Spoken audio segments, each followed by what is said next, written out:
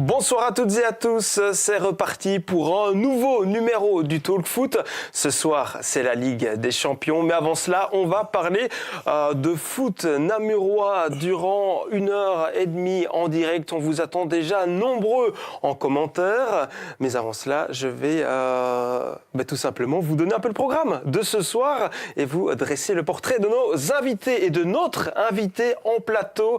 On a le plaisir d'accueillir ce soir Cyril Van Ift, le capitaine de Meux en D1 CFF. Bonsoir Cyril. Bonsoir. Bonsoir à vous, merci de m'accueillir et bonsoir à tout le monde sur le stream et sur votre chaîne. Merci d'avoir fait le déplacement ce soir pour être avec nous, je le disais, durant toute l'émission. C'est notre invité Phil Rouge. Et en parlant de Phil, c'est Phil Buguin qui est là ce soir. Bonsoir Phil. Bonsoir. Un petit peu malade, on l'entend à votre voix. Ça va être un peu difficile, mais j'ai tenu à être présent tellement je suis passionné. Allez, ça fait plaisir. Merci Phil d'être avec nous. On aura également deux invités en visio. On aura tout d'abord Caroline Hadji, la présidente du CSU Épion en première provinciale. Et puis on aura également en deuxième partie Reda Rataille, le défenseur central bien connu du Condrusien en D3 ACFF. Allez, c'est parti, on lance la première mi-temps. Et puis, bien entendu, on n'oublie pas nos rubriques habituelles avec la carte talk, l'équipe type. Tout ça, c'était dans les mains de Cyril qui a fait un peu de boulot avant de venir. Merci déjà. On a hâte de découvrir son équipe type et puis la carte talk consacrée à un joueur de Meux. Et puis, bien entendu, Philippe a également préparé une petite revue de presse. Et puis, le quiz, on ne l'oublie pas. Si vous voulez déjà aller vous inscrire, aller chercher un pseudo également pour nous rejoindre. Une adresse www.bouquet.live et comme ça vous serez prêts pour tout à l'heure. Mais avant cela, on commence avec vous Cyril, capitaine de Meux, une équipe de Meux qui a le vent en poupe, une seule petite défaite sur les 8 derniers matchs. Le début était compliqué, mais pour le moment, tout va bien à Meux. Oui, c'est clair. Pour l'instant, tout roule. Un début compliqué, malgré, je pense, une préparation qui se passait bien. On était en tout cas content de ce qu'on produisait. Le coach l'avait dit, il y aura 5 matchs d'adaptation au niveau. Et c'est ce qui s'est passé en fait. Après 5 matchs où on n'a pris qu'un seul point sur 15, on a vraiment lancé notre saison. Parce que le football était là. Meux jouait bien, mais Meux n'arrivait pas à prendre des points. C'est ça. Disons que ça se joue aussi à des petits faits de jeu, à des petits détails. Si je prends le premier match, on mène jusqu'à la 90e minute, où on encaisse vraiment dans les arrêts de jeu. Donc, à l'Union. Au Standard, on mène jusqu'à la 75e minute. Donc là aussi, en fait, ça se joue à pas grand-chose. Si on arrive à rester bien solide sur cette fin de match, on peut aussi prendre les 3 points. Et puis on a joué Mons et Tubize sur les 5 premiers matchs. Le Crossing, on aurait pu le gagner. Enfin bref, ces 5 matchs passés, on gagne contre Abélaneuve. Ça nous a vraiment mis... C'était le déclic ? Ouais, clairement. Je pense qu'il nous fallait vraiment cette victoire pour se dire, OK, on peut mettre 5 goals, parce qu'on marquait très peu avant. On peut mettre des goals, en tout cas. Et après, ça nous a libérés. Après ça, on perd que Virton. Pour le reste, on a livré que des gros matchs, en étant parfois moins bons que ce qu'on a pu l'être en début de saison, mais en étant beaucoup plus réaliste. Donc, on a franchement pris la température de la série. Et on a vu ce qu'il fallait faire, en tout cas, pour gagner des matchs. Donc, pour l'instant, ça roule et j'espère que ça continuera comme ça. Mais je pense que maintenant... Voilà, on a compris. Cyril, on aurait envie de vous dire que Tubize, que Mons et que Virton sont au-dessus du lot. On joue un autre championnat. C'est d'ailleurs entre eux, normalement, que va jouer le titre. Mais quand on voit que vous êtes capable d'aller faire 1-1 à Mons, on se dit que vous êtes capable d'accrocher tout le monde. Qu'est-ce qu'il y a comme différence entre ce match à Mons et finalement ces 2 défaites, 4-1 à Tubize et 4-1 aussi à Virton? Moi, j'ai vu à Tubize une équipe qui était très très forte, qui nous a vraiment dominés. Je ne sais pas si c'était quelque chose de tactique, mais en tout cas, ils nous ont asphyxiés. À Virton, je ne l'ai pas joué, mais en tout cas, de l'extérieur, c'était un peu la même chose. Mais on va revoir d'ailleurs les images. Face à Virton, c'est une lourde défaite 4-1, mais comme vous le dites, c'était un cran au-dessus. Ouais. Donc là, en début de match, en fait, là, il faut s'imaginer, on est dans les premières minutes, on est dans les 20 premières minutes du match, et en fait, on concède un nombre d'occasions incroyable, et ça allait vraiment très vite. En tout cas, de l'extérieur, j'ai trouvé vraiment que c'était très bon. C'est des joueurs qui sont professionnels, je pense, pour la plupart. Oui, tout à fait. Donc là, on a vraiment senti la différence. Il y avait quand même pas mal d'ambiance dans le stade. Donc là, on s'est dit, OK, la D1 amateur, parfois ça peut être quand même très costaud. Il y a des matchs qui sont un peu plus des bagarres et tout ça. Mais quand on arrive chez eux contre ce genre d'équipe, c'est clair que il faut être préparé.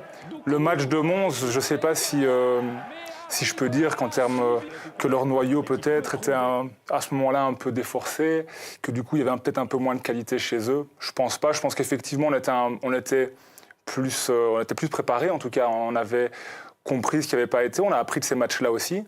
On a appris qu'il fallait pas peut-être trop s'ouvrir et arriver à faire le dos rond. Et une fois qu'en fait on est bien en place et qu'on se concède quelques occasions, peut-être que l'adversaire commence à douter que si on en prend déjà 2, 3 en début de rencontre, effectivement, le match est plié contre ces équipes-là. Ils ne nous laissent aucune chance. C'est ce qui s'est passé à Virton et Tubize. Et après, ça s'est beaucoup mieux passé. Et heureusement, on ne jouera plus. En tout cas, pour la phase régulière, on ne jouera plus à Tubize et à Virton. Voilà. Ouais.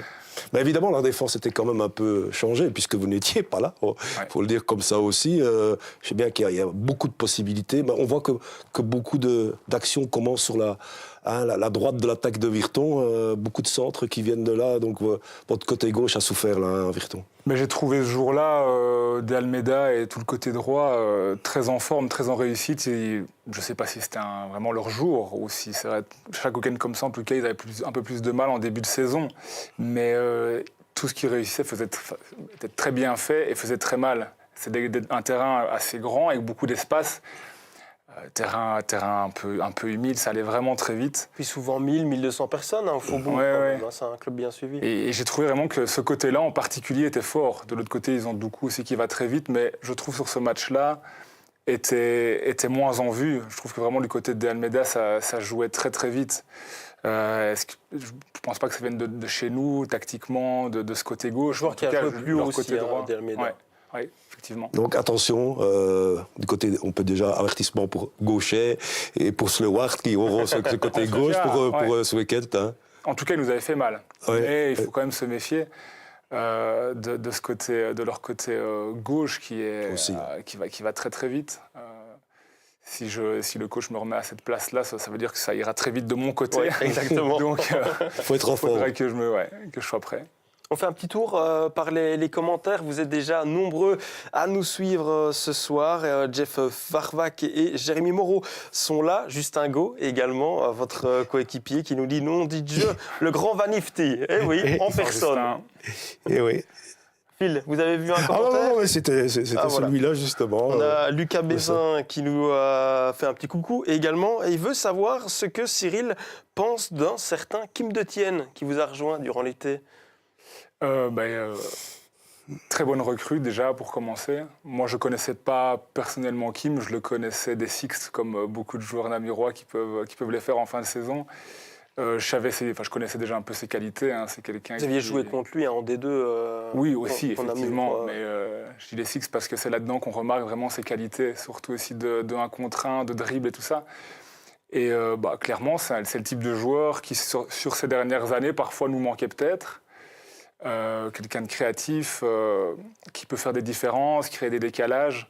Et ce qui est bien, c'est qu'il s'est très vite mis à l'aise dans le jeu chez nous. C'est un système qui, je pense, lui convient. Parce qu'on pouvait se demander où est-ce qu'il jouerait en arrivant. Est-ce qu'il y aurait de la place, exactement. Ouais. Et au final, il a bien trouvé sa place. Si malheureusement, il s'est fait une petite blessure, mais bon, ça... Il devrait être vite de retour. Hein. Pour après la trêve. Après la trêve quand même. Okay. Je ne suis pas le kiné du club, donc je pense que ce qui est prévu là, c'est que ce sera après la trêve, peut-être avant, j'espère pour lui. Mais non, il s'est super bien intégré au groupe. C'est quelqu'un de... Pour ceux qui le connaissent, c'est quelqu'un de drôle, marrant, qui aime rigoler. Donc c'est quelqu'un qui s'intègre facilement. Donc, à ce niveau-là, il n'y a pas de souci. Et footballistiquement, c'est super de l'avoir avec nous. Donc, très content qu'il nous ait rejoints. Alors, Arnaud Vanouk qui nous dit « Cyril, trop fort grâce à ta formation à Tossa ». Qu'est-ce que ça veut dire, ça ? Expliquez-moi. Arnaud Vanouk, c'est un ami que j'ai rencontré en vacances lorsque j'avais... je devais avoir 12 ans, 12, 13, 14 ans. Et donc, on se retrouvait à chaque fois là-bas avec sa famille, et Damien Toussaint d'ailleurs, d'autres, qui ont joué au foot du côté de Philippeville.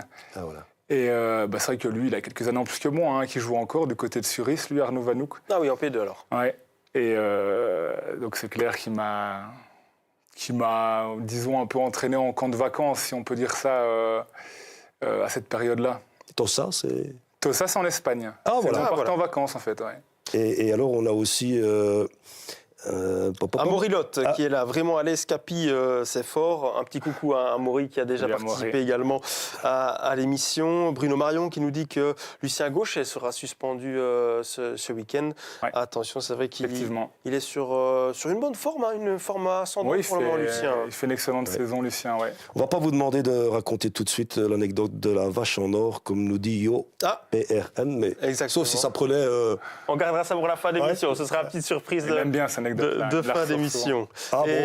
Clément Mazy qui nous dit combien de goals tu comptes marquer cette année de la tête. C'est vrai que vous avez une saison, une dizaine de buts il y a 2 ans, si je ne dis pas de bêtises. Oui, pas loin, il faut que j'étais à 9 ou à 10. Ouais. Là, je suis à 1 goal. Au crossing, sur la ligne en plus, sur un contrôle et un centre d'Amaury qui me tombe un peu. Je passe devant le défenseur, mais ce n'est pas sur un corner, on va dire, classique. Pour l'instant, sur corner, je n'ai pas encore marqué. J'espère que ça tombera dans pas trop longtemps, mais c'est clair que je pense que... Mieux tenu pour le moment, plus de répondants physiques. Je ne dis pas que je suis plus attendu ou qu'on me connaît, etc. Mais c'est clair que cette première zone, souvent où je vais, c'est un peu plus compliqué que ça a pu l'être par le passé. Pour moi, ça bagarre plus. C'est plus physique aussi. Plus on monte, plus les défenses sont rugueuses et tout ça. Mais quand on mesure 2 mètres... inévitablement. On a attendu. Tous les entraîneurs adverses savent qu'il y a un joueur de Demeux qui mesure 2 mètres et il faut appliquer quelque chose contre lui. Je serais tenté de vous dire, vous devriez marquer beaucoup plus avec 2 mètres, non ? Oui, mais bon, si ça peut aussi libérer de l'espace ailleurs, parce que sur corner, si je joue en première zone, il y a de l'espace ailleurs. Si vous avez 2 hommes sur vous, forcément. Ouais. Donc, si j'attire l'attention, tant mieux. Si elle est bien donnée et que je suis dans le bon timing, je pourrais peut-être quand même la voir et la mettre au fond. Ouais. Et si ça passe au-dessus de moi et que l'attention était sur moi, ça laisse de la place à mes coéquipiers. On a vu Rouffignon avoir quelques occasions comme ça, il a marqué des buts. Meux devrait peut-être marquer encore plus sur phase arrêtée, quand on a quelqu'un comme vous, qu'on a Axel Rouffignon qui mesure je ne sais pas combien, 1m90 et quelque chose aussi, Loïc van der Kamen qui n'est pas petit non plus. Pensez qu'on peut encore être plus performant sur les phases arrêtées ? Oui, on pourrait marquer plus. Pour l'instant, on est dangereux. On est dangereux sur phase arrêtée. Ce week-end, sur le terrain de AB qui était compliqué, on a 2-3 phases dangereuses. On parlait d'Axel Rouffignon qui a une belle occasion aussi ce week-end. Une remise sur un coup franc où on vient me chercher, où là aussi ça aurait pu être dangereux. On a un goal qui a annulé pour une faute discutable. Donc on reste dangereux. On sait que quand on joue Meux, même si on a peut-être un peu changé notre style de jeu, on l'a retravaillé avec Laurent, le coach, Laurent Gomez. Ça reste une de nos forces, ça ne bouge pas. Donc il faut qu'on en profite. Mais je suis sûr que ça payera encore pas mal d'ici la fin de cette saison. Donc je ne compte pas et j'espère pas rester à 1 goal. On va revenir sur ce match de ce week-end face à AB dans quelques instants. On a d'ailleurs des images qui sont prêtes. Mais avant cela, on a notre première invitée à distance, c'est Caroline Hadji. On va voir si Caroline est bien là. Mais oui, bonsoir Caroline. Je le disais, présidente du CS Wépion en première provinciale. Merci d'avoir accepté notre invitation et d'être présente ce soir. Vous êtes au club d'ailleurs. Oui, je suis au club, oui, tout à fait. Oui, forcément, vous y passez de nombreuses heures chaque semaine pour que tout se passe au mieux du côté du CS Wépion. On va tout d'abord revenir un peu sur le début de saison compliqué de Wépion. Il y a eu pourtant ce premier match inaugural en P1, c'était face à Pont-de-Rome, une victoire éclatante, 7-1. Et puis ensuite, vous enchaînez les défaites avec deux matchs nuls également. Pourtant, quand on regarde ces dernières semaines, il ne manque pas grand-chose à Wépion. J'ai envie de prendre en exemple les 2 matchs face à Grandlay en coupe et en championnat, 2 fois 2-1. Qu'est-ce qui manque pour le moment à Wépion en première provinciale ? Je pense que si on le savait, on le mettrait déjà dans nos matchs depuis longtemps. Donc oui, il manque un petit quelque chose, peut-être un petit peu d'envie de nos joueurs, peut-être un peu plus de cœur, je ne sais pas.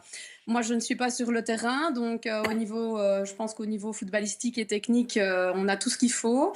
Une équipe peut-être un petit peu jeune, mais voilà, il ne manque pas grand-chose. On aimerait bien trouver quoi. Si quelqu'un a la solution à me donner, il peut franchement venir. Alors, je vais vous le dire, Caroline, ce qu'il faut faire. Il faut transférer un attaquant, à mon avis, parce que vous avez une bonne défense. Si on regarde les statistiques, ben oui, vous êtes mieux que 6 ou 7 équipes de la première provinciale, hein, avec un bon gardien aussi, Thibaut Gérard, là. Mais il n'y a pas vraiment d'attaque, parce que vous retirez les 7 buts que vous avez marqués contre Pont-de-Rome. Hein, et j'ai regardé les derniers matchs, il y a beaucoup de défaites par 1-0, 2-1. Ça veut dire que vous n'êtes pas beaucoup moins faible que les autres. Et pourtant, vous êtes dernier au classement. Donc, il me semble qu'un attaquant de plus, je pense que je me suis laissé dire que Nicolas Celli était dans la deuxième équipe de WP à un moment donné. Il est déjà venu donner un petit coup de main. Hein, il a quand même déjà marqué 5 buts dans cette deuxième équipe. Je vois qu'il y a aussi Tim Sonnet et De Caluet qui sont aussi montés de la P3 en P1 pour donner un petit coup de main. Donc, vous essayez, votre coach essaye. Il nous reste ce bon vieux Jean-Baptiste Marion qui n'a pas encore, dit « Ok, je viens vous donner un petit coup de main ». Mais pensez pas que c'est un attaquant qui vous manque ? Ah si, clairement, c'est un attaquant qui manque, c'est quelqu'un qui score, ça c'est certain. Maintenant, vous parlez de Jean-Baptiste, Jean-Baptiste ne s'entraîne pas, donc c'est compliqué de pouvoir l'intégrer en P1. Maintenant, oui, Dany cherche et essaye de trouver des solutions. Nicolas Celli est effectivement venu aider la P1 à plusieurs reprises déjà. Samy Timsonnet a réintégré le noyau de la P1 maintenant. Voilà, Gilles et Mathieu De Caluet, on essaye aussi petit à petit de les intégrer. Je pense que Dany Vercamer cherche vraiment toutes les possibilités qu'on a dans le club. On a aussi quelques jeunes, mais qui sont un petit peu blessés pour l'instant, et donc on va voir. On cherche les solutions, en tout cas, ça c'est certain. Ça a toujours été une priorité. Je rebondis sur ce que vous dites. Les jeunes à Wépion, on le sait, ça vous tient à cœur, et c'est important de pouvoir rester en P1 justement pour leur permettre d'évoluer à ce niveau. Oui, tout à fait. Oui, c'est clair que la P1, c'est quelque chose d'important pour les jeunes que j'ai. Maintenant, on est tous aussi conscients qu'un jeune U19 qui sort de chez nous, c'est-à-dire en provincial ou en régional, pardon, c'est assez compliqué de les amener directement en P1, en fait. Je pense qu'ils ont des steps à passer avant d'arriver en P1.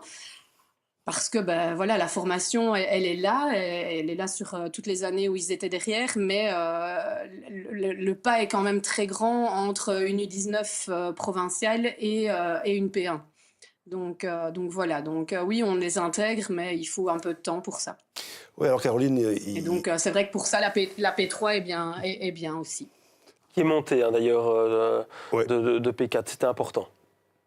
Oui, Caroline, finalement, je regarde aussi ce classement, je vois que vous avez 10 points de retard sur le premier non-descendant, puisque, vous le savez, il peut y avoir jusqu'à 4 descendants, même peut-être plus, et pour le moment... 5 potentiellement. 5 potentiellement, mais quand on voit en D3, c'est d'ailleurs 2 numéros 1 qui sont aux 2 dernières places, donc si on remonte jusque 4 descendants, il y a 10 points de retard pour le moment, ça ne vous paraît pas encore insurmontable de refaire ce retard, il y a urgence, mais ou alors vous vous dites, il arrivera ce qu'il arrivera, c'est pas une catastrophe si on retourne en P2.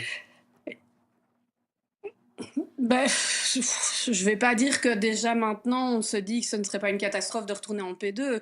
Je pense qu'à l'heure actuelle, tout est encore fort possible pour les 8 dernières équipes. Il y a encore beaucoup de choses qui peuvent se passer. Maintenant, il faut aussi se rendre à l'évidence que pour l'instant, on ne trouve pas la solution, ça c'est sûr. Et je suppose que quand on perd souvent comme ça, il y a une série d'entraîneurs qui se proposent, ou des gens qui représentent des entraîneurs, hein, c'est connu aussi qui vous téléphonent, etc. Mais c'est peut-être le moment de le dire, hein, présidente Dany Vercamer. Oui, je reçois énormément de candidatures pour l'instant, etc. Mais on n'a absolument aucune intention de changer de coach. Le comité et moi-même, on soutient à 200% Dany. Le projet qui a été proposé à Dany l'année passée n'était pas un projet sur une saison. Donc voilà, je sais que lui vit des moments très difficiles pour l'instant parce que c'est une situation, je pense qu'il n'a pas souvent connu ça dans sa magnifique carrière. Donc on essaye de le soutenir à fond. Mais nous, en tout cas, en tant que comité, et moi, en tant que présidente, j'ai une confiance vraiment totale en lui et je lui renouvelle à chaque fin de match, à chaque entraînement. Et voilà, j'essaye de le soutenir. On essaye tous de le soutenir comme on peut, dans des moments qui, pour lui, évidemment, ne sont pas évidents. Oui, avec lui, il y a Ferenc Livens et Fabien Broos. Donc, ils font, j'imagine, du très bon boulot à eux trois. Donc, ils l'entendent, ils nous suivent. Donc, voilà, ils entendent que leur présidente leur redit ici via ce talk. Mais après Spi, je pense que Danny avait voulu remettre sa démission. Heureusement, il y a eu tout de suite ce point contre Pétigny. Donc, il faut tout le temps être là, derrière, pour lui dire allez, on a besoin de toi, c'est toi l'homme de la situation. Ben, c'est pas une question d'être tout le temps derrière lui, c'est juste que je comprends sa situation qui est très très délicate parce que ben voilà, il cherche des solutions et toutes les semaines il me propose des solutions différentes, enfin il nous propose des solutions différentes, etc. Et le petit truc qui manque n'arrive pas, donc c'est vrai que c'est une situation qui est compliquée pour lui. Alors il essaye de faire réagir ses joueurs aussi en leur disant ben écoutez voilà, si j'ai pas un sursaut, si j'ai pas quelque chose, je réfléchis à peut-être un départ anticipé. Maintenant, c'est clair que voilà, moi, c'est quelque chose que pour l'instant, j'accepte pas du tout parce que j'ai confiance en lui. On a un projet qui est pas sur une saison, comme je l'ai dit tout à l'heure. Et donc, oui, on le soutient à chaque revers, malheureusement pour l'instant, en espérant qu'à un moment donné, ce soit plus un revers, quoi.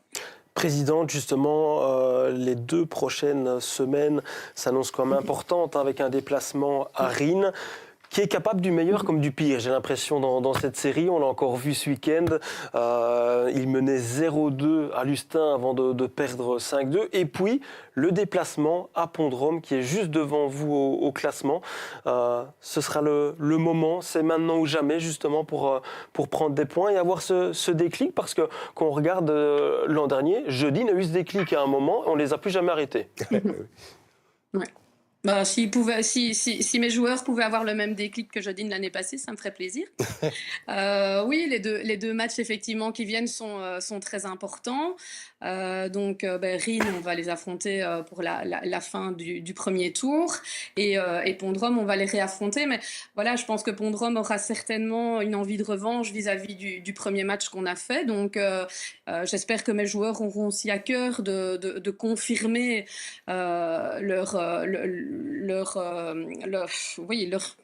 leur bonne santé lors des entraînements, etc. Et surtout de montrer que voilà qu'ils font enfin un groupe sur le terrain, comme ils nous ont montré lors des 2 confrontations de Grand Lay, en fait.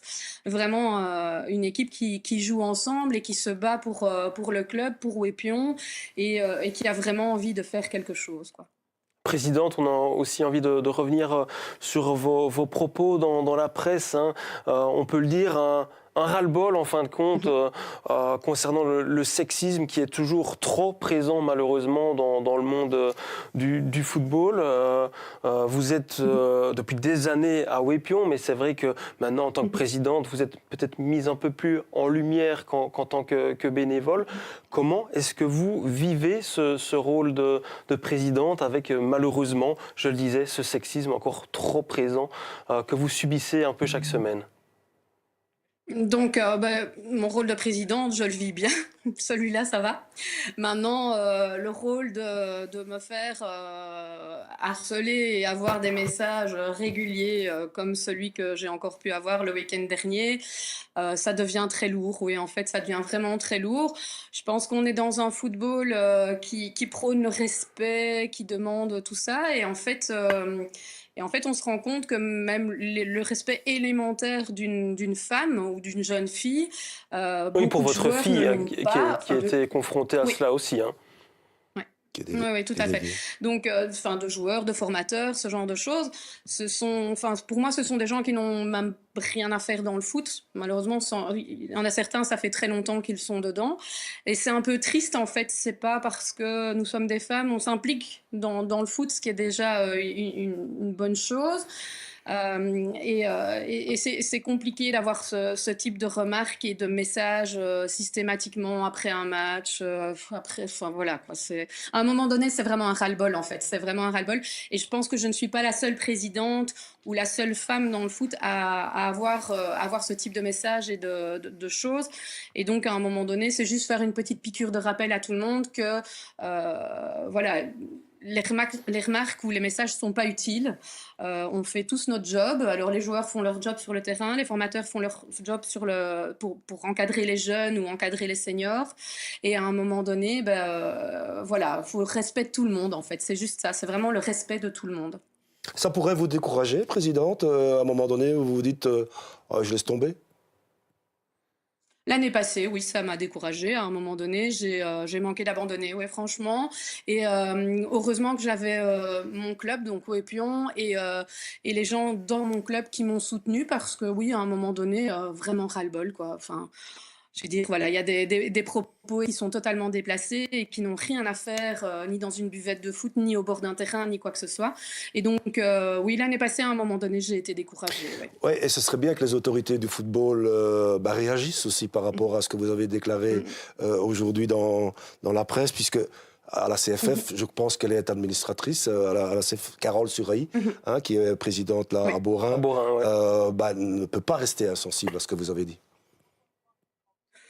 Non, je pense que, je n'ai pas encore eu de contact avec elle, mais je pense qu'elle est consciente du problème et donc voilà. Donc, je pense qu'à un moment donné, peut-être réunir toutes les femmes. En tout cas, bon, moi, je vais parler sur la province. Je vais pas parler sur autre chose, mais sur la province, à un moment donné, réunir toutes les femmes qui sont des chevilles ouvrières de chaque club pour justement pouvoir en discuter et pouvoir peut-être trouver des solutions ou en tout cas mettre en place des choses. Ça pourrait être quelque chose de très intéressant. Ouais. Et puis surtout, il ne faut pas banaliser ce genre de remarques, ce genre de gestes déplacés, ce genre de propos, et se dire que chaque personne en bord de terrain, ou même sur le terrain, qu'on soit joueur, qu'on soit président, supporter, on entend ce genre de remarques, réagir et ne pas le laisser passer aussi. Oui, non, c'est compliqué. Là, je vais prendre vraiment l'exemple de ma fille, donc, qui est depuis le début de la saison la déléguée de la P1. C'est comme elle dit, la remarque prise enlevée de son contexte, donc sortie du contexte, c'est pas une remarque qu'on va penser sexiste, pas du tout. On va simplement lui dire, par exemple, « Oh tiens, je me casserais bien la figure sur le terrain pour que la déléguée vienne me soigner. » Ou on va lui dire « Ah, tu fais des massages aussi. » Alors, la petite remarque sortie de son contexte, le joueur qui l'a fait, ou le coach qui l'a fait, ou le délégué, ou le supporter, elle va pas paraître énervante, ni sexiste, ni quoi que ce soit. Mais le problème, c'est qu'à la fin du match, ma fille en particulier ici, a pris cette remarque pendant 15 ou 20 fois. Et donc après, elle va répondre méchamment au 21e ou au 22e, et qui va le prendre mal, et qui va entre guillemets, l'agresser un petit peu plus verbalement. Et ça, c'est quelque chose que moi, je peux plus supporter. Je trouve ça, à un moment donné, dites-lui bonjour, ou à la jeune fille ou à la jeune femme qui passe devant vous, dites-lui bonjour simplement, demandez-lui comment elle va, félicitez-la pour son implication dans le club, parce que c'est quelque chose d'important pour un club et pour quelqu'un de 18 ans, je trouve que c'est quelque chose de très bien. Mais arrêtez avec la remarque qui suit et qui lui dit tiens, tu masses ou autre. Cyril, j'ai envie de faire réagir aussi Cyril en tant que capitaine, joueur très impliqué aussi dans le football depuis des années dans la province. Qu'est-ce que vous avez envie de dire justement en entendant ici ce que vit au final la présidente de Ouépion et sa fille? Qu'en tout cas, il faut, je pense, s'accrocher et continuer à justement faire front et montrer que c'est pas parce qu'il y a des remarques comme ça qu'il faut laisser tomber. C'est clair que le milieu du foot est ce qu'il est actuellement et qu'il y a des choses qui doivent changer. Donc, c'est en ayant des personnes comme ça que les choses peuvent changer. Si elles s'écrasent... Mais c'est difficile aussi de garder la flamme, garder la motivation. Ouais, je peux le comprendre tout à fait, oui. Mais voilà, évidemment, c'est des mentalités, c'est des blagues qui vont avec, malheureusement, qui sont dans le milieu, c'est comme ça. Et qui doivent changer. Je peux imaginer ce qui se passe, mais effectivement, c'est justement, comme je le disais, quand les personnes les femmes qui sont dans le milieu vont rester là et vont dire non, écoutez, ça, c'est des choses qu'on ne peut pas dire, que ça peut changer à un moment donné.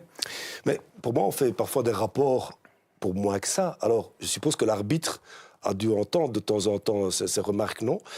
Pourquoi ne fait-il pas un rapport il faudrait que là aussi, on intervienne au niveau du comité disciplinaire, suivant un rapport d'arbitre. Les arbitres, bon voilà, par rapport à ce qui s'est passé samedi dernier, évidemment, les arbitres sont venus me trouver puisque le message que j'ai reçu les concernait aussi. Donc, c'est vrai que les arbitres sont venus me trouver, on en a discuté après le match. Mais c'est toujours compliqué pour eux de faire rapport sur ce genre de choses, en tout cas sur ce que moi j'ai vécu. Maintenant, sur ce que Margot a vécu, comme le dit Cyril, c'est des petites phrases et je suis persuadée, c'est ce que je dis, je suis persuadée que le joueur qui fait cette remarque ou voilà, ne le fait pas nécessairement méchamment, mais il y a juste qu'à un moment donné, c'est la répétition qui pour nous est assez usante et assez lourde en fait. C'est vraiment ça. Maintenant, je pense que l'arbitre, dans ce cadre-là, c'est difficilement agir. Parce que, oui, il va peut-être l'entendre, mais 2 secondes après, il va peut-être se faire traiter de tous les noms, lui. Ouais. Donc, voilà, je vais dire, c'est aussi un peu compliqué pour eux de réagir sur tout ça. Je pense qu'ils sont déjà suffisamment critiqués par rapport à ce qu'ils font sur le terrain, qu'en plus pour leur demander de gérer ce genre de remarques sur le bord d'un terrain. Donc voilà, je pense que, comme dit Cyril, c'est une question de volonté et je sais qu'à l'heure actuelle, pour en avoir discuté énormément avec mes enfants et avec ma fille en particulier, je sais que maintenant, quelqu'un qui va lui faire cette remarque, elle va gentiment se retourner et lui dire « Écoute, la prochaine fois, tu t'abstiens ». Et voilà. Et c'est petit à petit, comme dit Cyril, qu'en s'accrochant et justement en faisant des piqûres de rappel comme je le fais aujourd'hui, qu'on pourra à un moment donné calmer ce type de réaction et changer petit à petit les choses. On ne fera pas les choses en un jour, on est bien d'accord. Hein. Donc, En tout cas, Président, dans les commentaires, on va aussi les souligner. Nicolas Gérondal, actif à Aesch, qui nous dit « Courage, Président, garder le cap face à ces imbéciles ». On a également d'autres commentaires, c'est Lievens Ferenc, justement. Mais on a surtout Alain Gondry. Alain Gondry fait partie je ne l'ai pas encore. Du comité supérieur, personnage important dans le football francophone. Et Namurois, Caro, je serais ravi de te recevoir à l'entente provinciale. Nous pouvons proposer des aménagements au règlement. Voilà. Quelque chose de concret déjà. Ce sera avec plaisir que j'irai voir Alain, il n'y a pas de souci. Ouais, je prendrai contact avec lui, pas de problème. Merci Alain pour votre commentaire. On a déjà hâte de savoir la suite forcément. C'est comme ça qu'on pourra faire bouger les choses. On a également Florian Marie. Courage, Caro, tes anciens Wépionais sont de tout cœur avec toi. Voilà. Mais moi, j'ai envie de terminer avec la présidente en lui demandant quelque chose de plus heureux. Ah oui, puis pour le moment, on a parlé de la difficulté sportive avec cette P1 qui est la lanterne rouge pour le moment, et puis de ce que vous avez vécu là, comme comportement déplaisant. Qu'est-ce qui va bien, puis aujourd'hui? Oh, plein de choses. Il y a quand même beaucoup de choses qui vont bien. Hein. Notamment, il y a mes équipes de jeunes qui vont très très bien. Je veux dire, ici, les recrues en U6 et U7 sont magnifiques. On a des équipes de jeunes dans toutes les catégories. On a à l'heure actuelle 2 U19 qui tournent. J'ai tous ces jeunes. On a entre 180 et 200 jeunes pour l'instant. Ça tourne très bien. On a une équipe P3 qui est un combiné de vieux et de jeunes. Et des vieilles gloires, il y en a quelques-unes. Hein. Et des vieilles... Oui, mais j'ai les vieilles gloires, mais j'ai tous des jeunes qui sont à 19 côté, qui sont montés avec eux. Exactement, ça c'est top. Et malgré tout, en P1, moi je suis quand même super fière d'eux parce qu'on a une équipe qui est aussi très jeune. Quand on fait la feuille avec Margot tous les week-ends, on a quand même systématiquement entre 7 et 9 joueurs de moins de 21 ans sur la feuille. Et je pense que ça, moi, c'est une de mes plus grandes fiertés. Vous le savez depuis toujours. J'étais là au départ pour les jeunes. Je suis montée et voilà. Et maintenant, je m'occupe des équipes seniors aussi et j'ai repris la présidence. Mais les jeunes resteront toujours ma plus grande fierté à Wépion et le fait de pouvoir les amener en équipe première, chez moi ou ailleurs, voilà, c'est ce qui tourne le mieux à Wépion et c'est comme ça qu'on va faire avancer le foot namurois de toute façon. Merci beaucoup, Caroline, d'avoir été avec nous ce soir. Merci pour votre témoignage. On vous souhaite une bonne suite de saison et puis beaucoup de courage également pour la suite. À commencer par ce week-end avec un déplacement à Rennes. On ne manquera pas de suivre tout cela. Au revoir, bonne soirée. C'est gentil. Merci, belle soirée. Au revoir. Au revoir. Merci. Au revoir. Allez, on se tourne de nouveau vers Cyril Van Ift. On va vous faire travailler un petit peu, Cyril, parce qu'on va directement enchaîner avec notre rubrique de l'équipe type.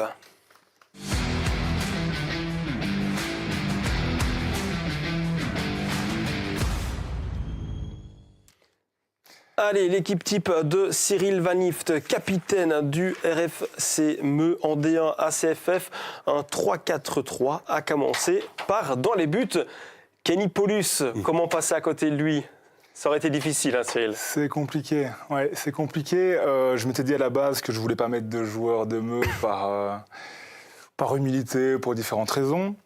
Puis en faisant un peu le tour des gardiens, je me suis quand même dit que Kenny, en fait, pourquoi pas simplement lui, en fait, parce que ce qu'il fait encore cette saison, je trouve qu'il nous a déjà sauvé quelques points. Et surtout son adaptation au niveau. Il ne faut pas oublier son âge. Kenny qui a quand même 38 ans. Ça reste un gars qui a une hygiène de vie irréprochable. Il s'adapte au niveau auquel il est. Une longue blessure en plus, il y a 2 ans. Qui revient de longue blessure. Et puis il répare vos erreurs. Il répare aussi nos erreurs. C'est pour ça que je peux bien lui rendre ça aujourd'hui. Mais non, voilà, on lui demande un peu plus au pied cette année aussi. Et il s'adapte. Et je pense que tous ceux qui ont déjà vu un match de Meux, qui sont peut-être venus voir le tour final contre Onwé et de pénalty arrêté, ça a été le héros de ce jour-là. Donc pour plein de raisons, je pense que je peux lui rendre bien cet hommage aujourd'hui en le mettant gardien de mon 11, évidemment. Fort différente Clément Libertio de Namur, que vous avez connu à Meux. C'est 2 styles différents, c'est 2 gardiens qui sont très forts sur leur ligne. Ils ont ça en commun, hein. C'est pas les plus grands non plus. Donc au niveau des sorties aériennes, c'est peut-être pas leur point fort, mais ils ont des réflexes tous les deux. On a vu Clément ce week-end, vous parlez de lui, mais on a vu ce qu'il a fait avec Namur contre Stocké. Kenny, c'est un peu la même chose. C'est quelqu'un qui, sur sa ligne, il peut sortir n'importe quel ballon. Sur penalty, il est extraordinaire. Moi, je vois un penalty contre nous, je me dis c'est une chance sur 2. Oui, mais vous pouvez le dire contre Onwé, là, ce match décisif pour la montée en D1. Au moment où vous arrivez au penalty, vous vous dites Kenny va nous propulser en D1. C'est quelqu'un qui peut le faire, ce sera lui, quoi. C'était son jour. Je pense que à l'heure actuelle, c'est le plus ancien dans le vestiaire. C'est le gars qui a un peu tout connu. Je me demande si Kenny jouait. Je ne sais pas s'il a connu la P1 avec Meux, mais en tout cas, il a connu beaucoup de montées. Il a connu plus de 10 ans à Meux. Donc, symboliquement, que ce soit lui qui nous ait offert cette montée, c'était beau. C'était beau. Hein. C'était beau. Et c'est pas des petits arrêts en plus. Donc, j'imagine un très beau souvenir pour lui et pour tout le monde, en fait, pour tout supporter de Meux ou joueur de Meux. Allez, on va enchaîner avec une défense à 3, à commencer par Yann Zikorski des U23 de Charleroi à gauche, Valentin Sanson de Virton dans l'axe, et puis à droite, Lorenzo Perso, l'ancien Namurois qui est à Tubis-Braine cette saison. J'ai vraiment été à ce que j'ai vu. C'est pour la plupart des équipes que je découvre, des joueurs que je découvre aussi. J'ai vraiment été sur les impressions qui m'ont rendu sur les différents matchs. Perso, j'ai eu des échos de Van der Kamen. J'avais vu qu'il avait effectivement beaucoup de niveau et en plus encore très jeune. Et Loïc m'avait dit que c'était vraiment du costaud. Donc il m'a un peu influencé sur ce choix aussi. Valentin Sanson, un peu moins connu, français.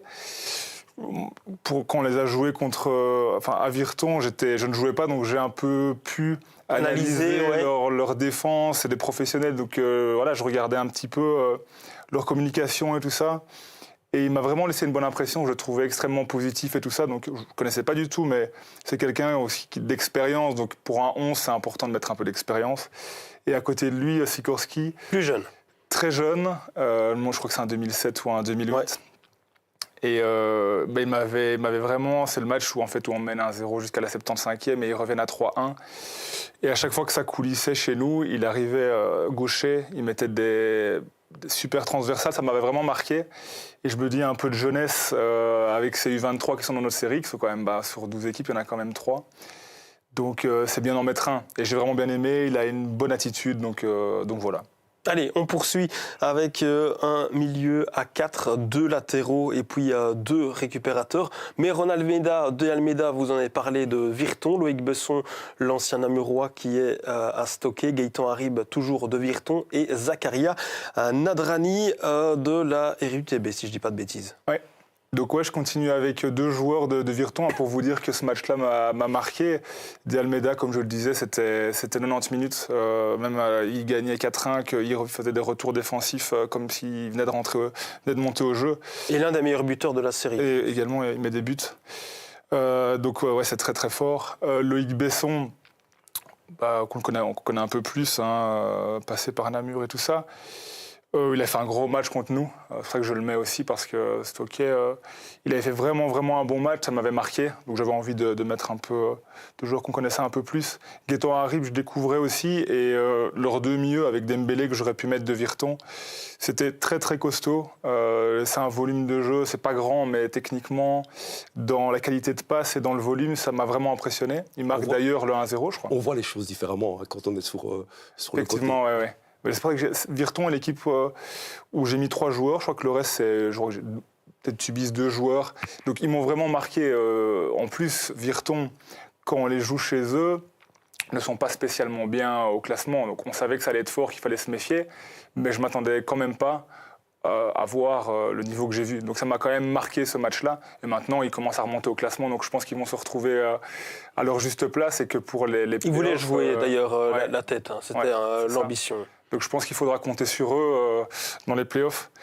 Et Nadrani, qui a encore marqué un doublé ce week-end, très bon joueur, Axel Rouffignon me disait que c'est un des matchs où il a vraiment eu le plus dur. Souffert. Donc si lui le dit, c'est que c'est fort. Donc non, voilà, très très fort aussi Nadrani. Allez, on va terminer par les 3 joueurs offensifs. Yacine Bentayeb de Mons, Nelson Acevedo de Rochefortois, tiens, premier Rochefortois. Et puis Dylan de Belder, oui, l'ancien joueur de D1, monsieur but du côté de Mons, c'est du très très lourd ça. Ouais. Oui, Bentayeb qui est blessé pour le moment, mais c'est extrêmement fort. C'est aussi c'est niveau professionnel. Ouais, ancien joueur de la Louvière. Et chez nous, quand je vous disais qu'on était bien, on rate un penalty. Donc chez nous, le 3e match du championnat, on rate un penalty, on fait une latte, on se sent vraiment bien dans le match. Et ce genre de joueur-là, il a un ballon. Il fait une passe millimétrée qui nous coûte le 1-0 à Loris Brogno. Donc on voit, et même le 2-0, c'est lui qui le met tout seul sur un dégagement, il va prendre le ballon et il met une frappe au rectangle. C'est chirurgical, donc on voit vraiment que c'est quand même une classe au-dessus, je trouve, pour la série. De Belder, je trouve qu'il est un peu inévitable. J'aurais pu aller chercher autre chose, mais je me suis pas cassé la tête. C'est un tueur devant le but quand même. C'est un tueur. On l'a vu quand on les a joués ici chez eux. Il marque à la dernière minute. Il n'a pas une occasion sur le match et il a un ballon qui est repoussé par Kenny.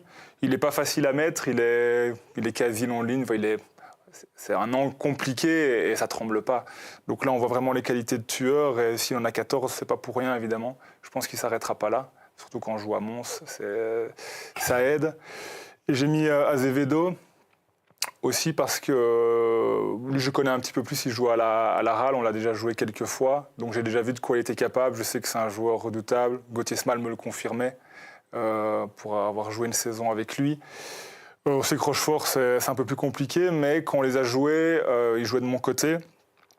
Et quelquefois, il m'a... Victoire 0-3 en plus. Ouais, 0-3, mais le danger, on sentait, venait... Les quelques fois où ils ont eu du danger, ça venait de chez lui. Donc à se méfier, je pense que si Rochefort se relève, ça viendra en partie de ses pieds, si je puis dire. Donc il faudra surveiller. Cette équipe-là serait championne, Cyril? À voir si la mayonnaise prendrait, mais je pense que ça a le niveau pour, ouais. Pas de place pour un joueur de l'Union Namur, tiens. Non, c'est vrai qu'il n'a pas mis de numéro 1, ça ne leur fera peut-être pas plaisir. Si mais on refait un 11 pour la deuxième partie de la saison, peut-être, mais en tout cas, pour l'instant... Voilà. J'ai privilégié l'honnêteté sur ce que j'ai vu sur ces premiers matchs de championnat. Oui, et c'est vrai qu'il y a quelques joueurs de Meux qu'on pourrait mettre dans cette équipe. Aussi. Beaucoup de joueurs de Meux, vous en parlerez tout à l'heure dans une autre rubrique.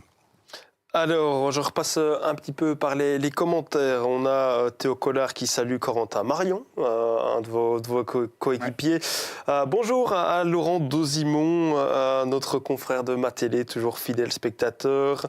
On peut également Eric Adam qui nous dit « Grand gaillard, fameux talent, beaucoup d'humilité à l'image du RFC Meux ».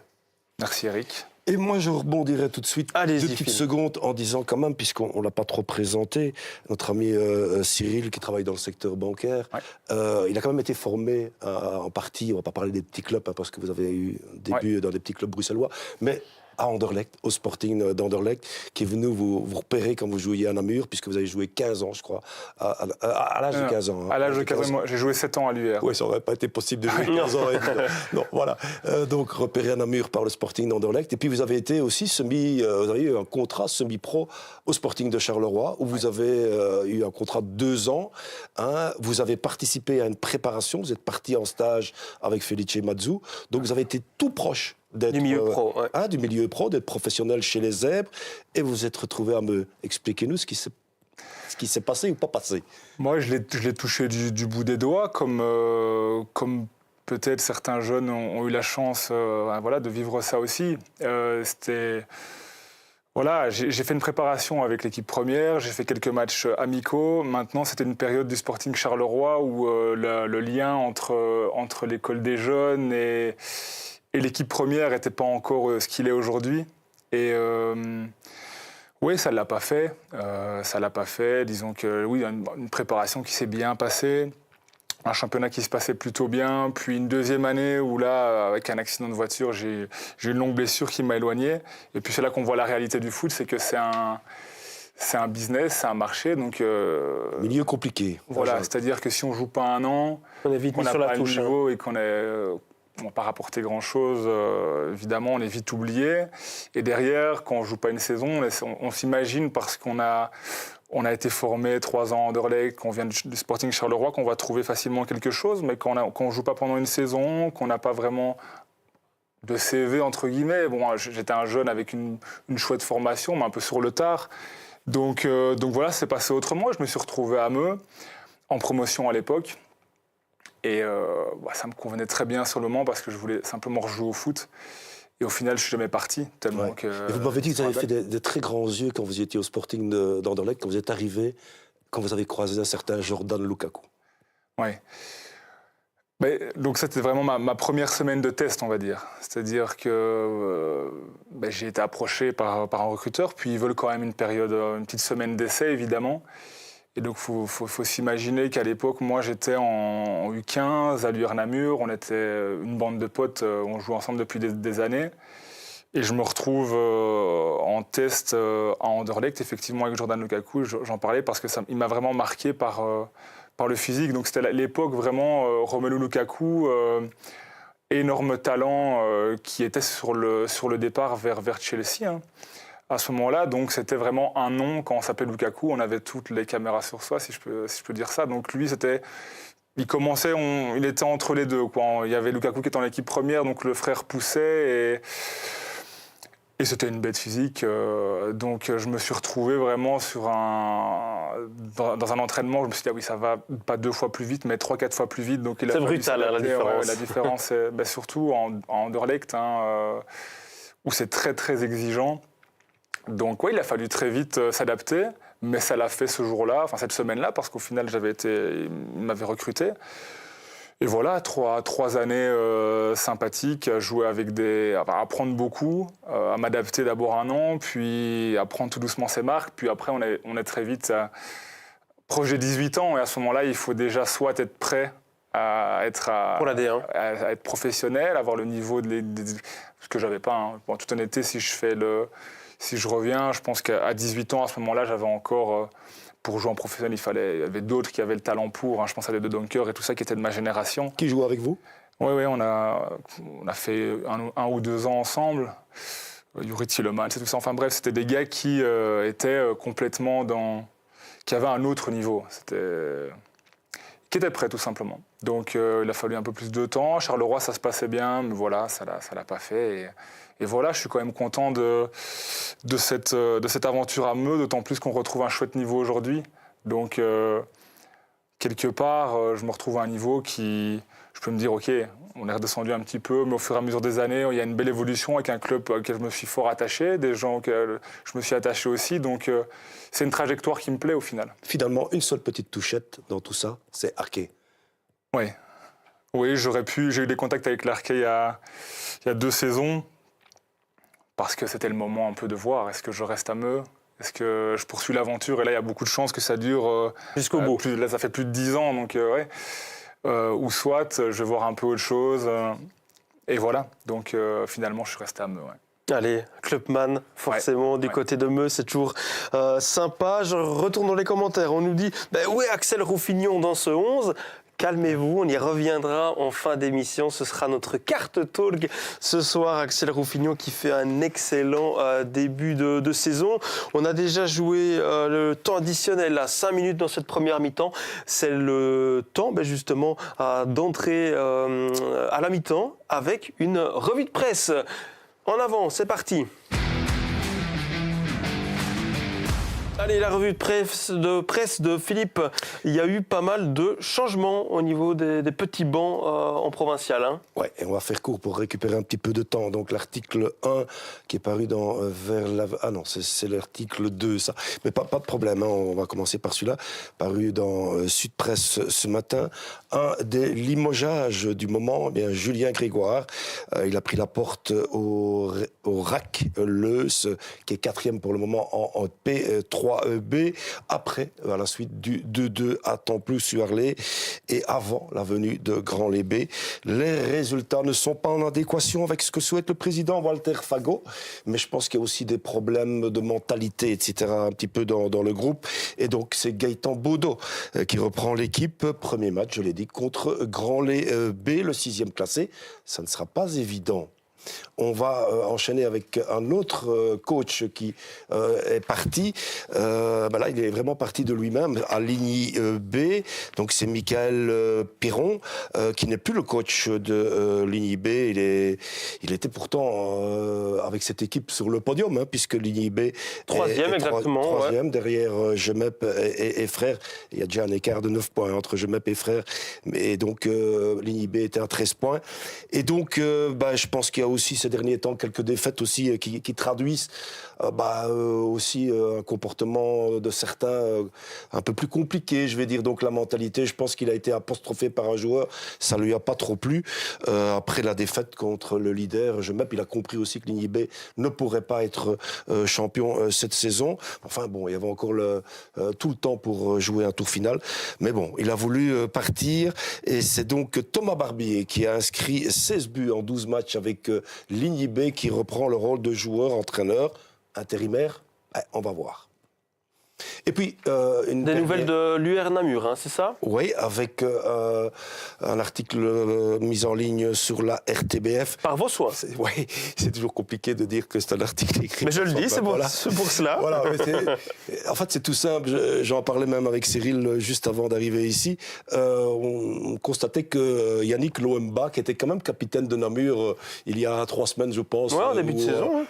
Il n'y a pas encore si longtemps, 3 semaines contre Mons, n'est plus sur une feuille de match. Alors, pas blessé, mais qu'est-il devenu ? On a posé la question au président Hannet, vous le verrez dans cet article.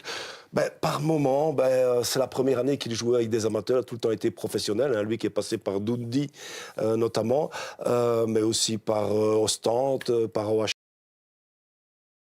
Peut-être qu'il mettait un peu trop de pression sur certains de ses équipiers qui étaient, paraît-il, stressés. Et donc, comme l'intérêt collectif prime sur l'intérêt individuel, on lui a demandé de réfléchir 15 jours, 3 semaines chez lui. Et c'est ce soir, ce mercredi soir, ou peut-être demain, je ne sais pas, mais à un jour près, qu'il devra donner sa réponse. Mais en tout cas, le président Hannet lui propose de revenir parce que c'est un garçon qui a vraiment beaucoup de talent. C'est le garçon qui, dit-il, lui a coûté le plus cher cette saison. Et donc, il ne voudrait pas le voir partir revenir dès maintenant. Et donc, il aimerait bien qu'il fasse un petit tour en réserve, enfin, avec le noyau B, qu'il aide les jeunes, et puis qu'il revienne dès qu'il a repris le rythme, qu'il revienne dans le noyau A, à voir la suite de ce dossier. Jamais très facile, parce que Yannick, déjà l'année passée, était parti aussi en cours de saison du côté de Liège. Il faudra voir... Mais vous le verrez directement dimanche. Peut-être dimanche. Face au crossing. Ouais, je pense pas qu'il sera là dimanche, de toute façon, donc, puisqu'il doit faire son petit stage avec le noyau B. Mais c'est quelqu'un qui a de l'orgueil, dit-on. Donc, normalement, il devrait revenir. On le souhaite. Eh bien Philippe, je vous propose d'ouvrir grand les yeux, Cyril aussi. On va découvrir le top but de la semaine avec quelques lucarnes, quelques coups francs. Vous allez voir ça. Ça a été du lourd encore cette semaine. Est-ce qu'on peut me dire en régie si le top but est prêt ?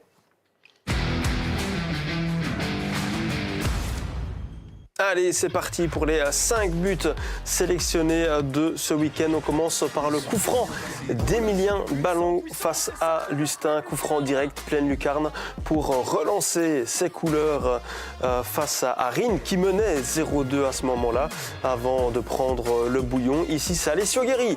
Allez, une patte gauche, un coup franc direct aussi dans la lucarne. C'était face à Nimbe. Victoire 0-3 de Suris, ou 3-0 même, c'était à Suris. Luis Varela Cortez avec Esch, oui, belle enroulée, mais on a envie de dire c'est un petit peu avec l'aide aussi de Hugo Dezy, le gardien de Ciné qui a connu un match compliqué face à Esch. Un deuxième Echois qui est avec nous, c'est Samir Zeroual.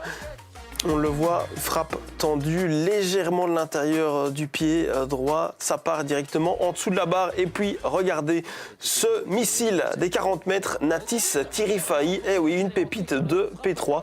Ça fait toujours plaisir. Lourde frappe pour aller faire 0-2. C'était ce week-end face à Florène. Et un succès 5-1 pour l'Union Saint-Gérard. Et d'ailleurs, au niveau des votes, c'est Natis Tirifai qui remporte le top but de cette semaine. Il avait plus de 30 commentaires justement devant un certain Emilien Ballon. Voilà pour le top but. Je vous propose de revenir quelques instants avant d'avoir notre invité, parce que vous le savez, ce sera Reda Rataille, le défenseur central du Condrusien, qui sera avec nous en deuxième partie. N'oubliez pas non plus le quiz www.bouquet.live, vous pouvez vous inscrire, mais avant cela, un petit mot sur des images également, si on peut envoyer en régie les images de ce week-end face à Bellaneuve et également des buts des dernières semaines du RFC Meux. On le voit, le coup de patte vers l'avant. Tiens, c'est qui est là ? Oui, c'est Cyril Van Ift en position de numéro 10 presque pour dévier ce ballon. En 9, ouais, c'est vrai. En 9, allez, carrément, on peut le dire pour l'autre. Et puis on va revoir tous les buts inscrits ces dernières semaines. On le disait, Meux carbure, ça c'est les pénaltys de Gauchet. On va revenir sur ce but de Lot, son tout premier de la saison. Ouais. Cyril, une libération pour Amaury, une libération pour Meux parce que vous égalisez face à B, déplacement très compliqué. Ouais. Mais qu'est-ce que vous faisiez là en position numéro 9, Cyril ? Écoutez, quand on est mené 1-0 et que le terrain est compliqué et que derrière ça ferme le jeu, il reste parfois certaines solutions, c'est d'essayer de venir... de coups de pied rapprochés, une déviation de la tête, voilà, et voilà, on fait sauter le ballon. Alors, c'est vrai que pour les quelques fois qu'on l'a déjà fait avec Laurent, notre coach Laurent Gomez, sur les dernières années, quand il en avait besoin, c'est rare quand ça a réellement payé. Ce week-end, ça a payé, donc je suis content que pour une fois, le seul ballon que je touche dans cette position sur 5 minutes, je la dévie, tombe dans les pieds d'Amo, du bon joueur en plus, parce que pour lui, c'était important de mettre ce but-là. Et ça fait du bien pour lui, à toute l'équipe. Le point, il est hyper important pour garder AB pas trop loin de nous, et en tout cas rien que pour engranger les points, évidemment. C'est ça, hein ? Ouais. Pourriez jouer à cette place-là pour la fin de votre carrière ? C'est un petit défi que je garde dans le coin de ma tête, mais je pense que je serais peut-être pas top, hein, mais bon, ça peut se tenter. Hein, ça peut se tenter, je sais pas à quel niveau, mais pourquoi pas. Un centre avant de 2 mètres, c'est pas tous les jours qu'on voit ça. Ça court pas les rues en tout cas, ça c'est sûr. Ça pourrait pivot. se tenter, ouais. Bah ouais. Et Amaury, on va comme revenir sur son premier but de la saison. Il a souffert ces dernières semaines justement de ne pas arriver à trouver la faille. Il a cartonné l'an dernier en D2 ACFF, meilleur buteur de la série, si je ne dis pas de bêtises, en venant de P1. Quand même, il faut le souligner. Et ici, ça y est, vous l'avez vu soulagé dans le vestiaire. Quelles ont été un peu les réactions d'Amaury après le match? Comme tout buteur qui marque pas et qui a fait une grosse saison, comme vous dites, l'année dernière, il attendait ce premier goal. Donc je pense que ça le frustrait. Au niveau de son temps de jeu aussi, ça le frustrait. Donc ici, il retrouve, avec les différents absents qu'on a, une position un peu différente que celle qu'il a l'habitude d'avoir. Donc c'est clairement une libération. On le sent mieux, on verra ce que donnera les prochaines semaines, mais j'espère que son compteur but est vraiment débloqué et que ça va continuer à rentrer pour lui. En tout cas, je lui souhaite et on sait qu'il a les qualités en tout cas de profondeur et de finition pour le faire. Je pense qu'au crossing, contre le crossing chez nous, il avait engrangé un petit peu plus de frustration parce que si vous avez vu les images et ceux qui étaient là au match, il aurait pu déjà le débloquer. Aller chercher le but, je pense que Liam le savait parce qu'il a quelques belles occasions, certaines qui se créent lui-même, certaines qui arrivent dans ses pieds. Et pour un attaquant, quand on en a plusieurs comme ça sur un match, on peut sortir qu'avec de la frustration. Donc c'est mur aussi, je pense. Ouais. Donc c'est normal. Donc voilà, ce week-end-ci a été hyper important pour lui et je lui souhaite que ça continue. Quelle concurrence quand même, hein, quand on voit qu'il y a encore un Corentin Marion là-bas. Qui va souvent en P1 d'ailleurs, Corentin, avec énormément de buts à la clé. Oui, et puis il y a encore un Gauthier Smal qui n'est pas un attaquant nécessairement, mais qui est sur le banc pour le moment. Donc quelle concurrence. Ça fait aussi votre force quelque part parce que vous avez un banc magnifique, mais il faut que tout le monde l'accepte. Mais comme le coach le répète souvent, la saison, on sait qu'une saison c'est long. On aura besoin absolument de tout le monde. Il y a Nathan Haneuse qui est revenu dans l'équipe le week-end d'avant aussi. Tout le monde va avoir son mot à dire à un moment dans le championnat et il faut être prêt. Ici, Amo joue un peu moins parce que le système le voulait, parce qu'Alvin Segbia qui est arrivé dans le style qu'on recherche était vraiment important. Et donc c'est vrai qu'il faisait des bons matchs. Il ne marquait pas, mais il faisait vraiment des bons matchs. Donc c'est compliqué. Quand ça tourne un peu, de faire rentrer un attaquant avec un autre profil, parfois contre des blocs où c'est compliqué d'aller chercher de la profondeur, ce qui est la qualité d'Amaury. Donc voilà, c'est juste une dynamique et je suis persuadé qu'une fois qu'il rentre dans une équipe, comme n'importe quel joueur, et ça commence à tourner, les matchs vont s'enchaîner. Et je pense qu'il n'y a personne dans l'effectif chez nous qui doit se dire j'aurais pas mon mot à dire sur cette saison. Je pense que tout le monde sera important. Renzouli n'était pas là, il était suspendu. Il était suspendu. Oui, donc il y a toujours une solution parce que Renzouli est un pion, je pense à sa première mi-temps contre Namur, elle était excellente. Hein. Vous parlez de Renzouli, mais c'est le meilleur exemple, c'est que si on reprend le début de saison, il ne joue pas à l'Union Saint-Gilloise, il n'est pas dans le 11 parce que la préparation ne se passe pas. Le coach ne le met pas, tout simplement, c'est des choix. Et en fait, il rentre à l'Union et il fait un terrible match comme on l'avait plus vu de sa part depuis un moment. Et donc, dès cet instant-là, depuis ce match-là, il n'est plus sorti de l'équipe. Donc voilà, c'est un exemple, comme il y en aura d'autres, que n'importe qui rentre dans l'équipe, qui preste, il n'y a pas de raison derrière qu'ils sortent et c'est une concurrence saine. Donc c'est ce qui est instauré par le coach. Il y a l'intelligence dans le groupe. On est tous une bande de potes et je pense qu'il n'y aura jamais de problème à ce niveau-là. De votre côté, il faut être suspendu ou bien avoir une blessure comme vous avez eu à 15 jours, parce que vous n'étiez pas dans la composition contre le crossing, vous aviez une entorse du genou, c'est ça? Oui, je m'étais blessé à Mons, mais même si moi je suis capitaine, c'est Nathan Haneuse qui m'avait remplacé, qui avait fait un super match contre le crossing. Ses premières minutes. Oui, ses premières minutes, il a fait vraiment un gros match. C'est parce que qui était suspendu, Matteo était suspendu, Renzouli.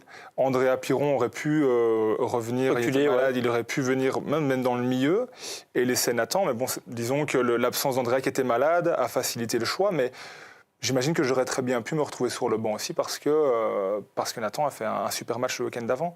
Donc je pense que chez nous, personne n'a le totem d'immunité. Allez, on a quelqu'un qui nous attend, c'est Reda Rataille, le défenseur central du Condrusien, qui est là. C'est parti, jingle.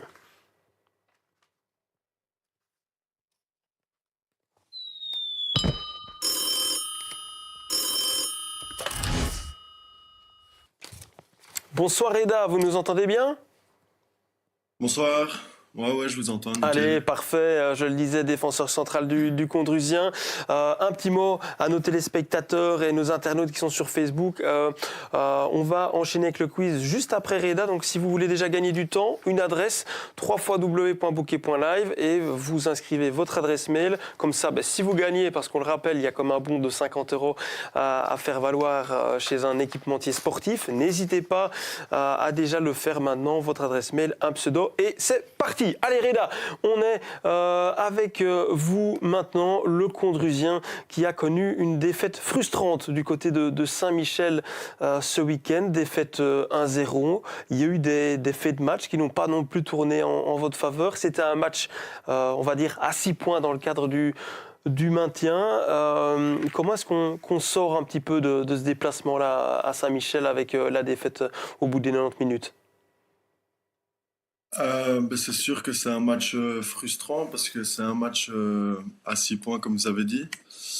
Comment dire? On savait que contre les petites équipes, on a un peu du mal, que ce soit nos concurrents directs, Loyers, Jodogne, Saint-Michel, du coup. Et donc, on était allé là-bas pour prendre les 3 points et rien d'autre. Malheureusement, il y a eu 2-3 faits de match qui font que, voilà. Maintenant, je pense que notre prestation n'était pas non plus à niveau. Et donc, on repart là-bas sans rien, sans les 3 points. Donc, l'état d'esprit, il est toujours bon, mais c'est toujours frustrant de jouer des équipes contre qui on va se batailler tout au long de la saison et contre qui on ne prend pas de points. Alors que, à côté de ça, vous infligez à Moucron sa seule défaite de la saison, c'était chez vous. Comment est-ce qu'on peut expliquer cette différence, on va dire, de niveau d'un week-end à l'autre ? Franchement, c'est un peu compliqué parce que on prend 3 points contre Moucron qui sont un peu inespérés. On gagne contre le PAC Buzet qui est aussi toujours dans le top 5, je pense. Et maintenant, contre des équipes qui sont à nos côtés dans le bas de classement, on n'arrive pas à engranger des points. Donc, peut-être qu'on est plus motivé face à des équipes contre qui on n'a rien à perdre. Maintenant, je sais que chez nous, ça va être difficile de venir chercher des points, mais pour l'instant, on est un peu dans un down où on n'arrive pas à faire de bonnes prestations, à concrétiser nos occasions. Donc, je sais pas, là, chaque équipe a un peu un creux durant la saison, et je pense que là, on y est en plein dedans, en termes de qualité, de jeux proposés, d'occasions qu'on se concrétise, donc c'est compliqué. Reda, effectivement, vous êtes sur un 1 sur 12, donc vous êtes dans une mauvaise période, plus gagné depuis un mois. C'était 3-1 contre Esch. Voilà, je regardais les statistiques. Votre défense est plus ou moins correcte quand même si vous encaissez plus ou moins 2 buts par match. 26 en 13 matchs, ça fait exactement 2. Là où le bas blesse, c'est quand même devant, parce que 15 buts, c'est trop juste. 15 buts en 13 matchs, il faudrait un buteur. Le buteur, Logan Boucran est de retour. Ouais, souvent on parle de lui, mais ouais. On pourrait le demander à Cyril aussi. Mais quand on revient d'une opération ligament croisé, c'est pas possible de revenir et directement être à son meilleur niveau tout de suite. Donc il faut un temps d'adaptation, il faut du rythme, il faut qu'on n'ait plus peur d'aller au contact. Donc faut pas lui mettre une pression excessive non plus. Non, c'est sûr, là, Bouki revient seulement dans le 11 pour l'instant. Ça fait déjà quelques temps qu'il s'entraîne avec nous. Je pense que la situation fait qu'on va lui demander quand même pas mal. On va lui demander d'être à niveau assez rapidement pour pouvoir aider l'équipe. Maintenant, je pense que lui, il est assez mature pour se mettre aucune pression. L'équipe lui met aucune pression. Mais c'est sûr qu'un retour de Bouki à son niveau, ça nous ferait exceptionnellement du bien. Donc, on l'attend avec impatience. Il y aura du transfert au mercato de janvier ? Ça, c'est entre les mains des dirigeants et du coach. Maintenant, je pense pas. Je pense que le club, c'est un petit club familial, convivial. C'est pas un club réputé pour faire des gros transferts où on va signer des mercenaires qui viennent de plus haut ou quoi. Donc, je pense... Maintenant, peut-être que Guy Bourgeois va nous sortir une surprise de son chapeau. On ne sait jamais, mais je pense que jusqu'à la fin de saison, on va se battre avec nos armes et qu'on va essayer de montrer un peu la mentalité Condru. Ça fait notre force. On a su gagner des points des très bons points donc si on arrive à réitérer ça, je pense que la saison peut être chouette pour la fin. L'Arquet, ce week-end, c'est peut-être une équipe qui peut aussi tomber dans le piège de la plaine à Amois et qui vient de perdre d'ailleurs ce week-end, l'Arquet. Et c'est ça qui est ennuyeux, c'est qu'ils viennent de perdre contre Jodogne. Voilà. Donc nécessairement... Ils vont arriver avec le couteau entre les dents. La Deloise va dire, attention, vous êtes fait piéger contre Jodogne. Là, contre le Condrusien, il faut autre chose, quoi. Et méfiez-vous des équipes qui ont besoin de points, quoi. Ouais, c'est un peu qui tout double, ou bien ils enchaînent les défaites et ils sont dans une mauvaise spirale, ou bien justement ils vont jouer avec le couteau entre les dents et ils veulent absolument se relancer. Donc pour nous, j'espère que ce sera la première solution. Et j'espère que nous, ça va nous permettre d'engranger enfin des points face à un concurrent de notre région, face à un concurrent qui fait partie des derbies, contre qui on a hâte de jouer. Ouais, donc voilà, ce serait le top de prendre les 3 points ce week-end face à l'Arquet. Et en plus, Reda, vous avez quand même, pour finir l'année avant la trêve, 3 gros morceaux. Hein.